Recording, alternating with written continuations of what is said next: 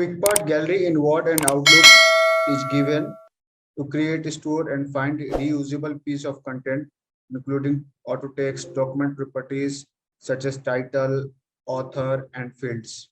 It is often used to avoid repetitive typing. To see the QuickPart feature, open Microsoft Word, click on Insert button.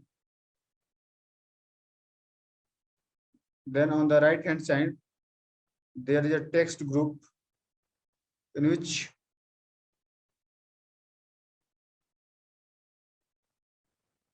this is a QuickPart. You can explore the QuickPart by clicking on this cursor. It has auto text, document property, field, building block organizer, and save selection to QuickPart gallery. You can explore the QuickPart to avoid repetitive typing.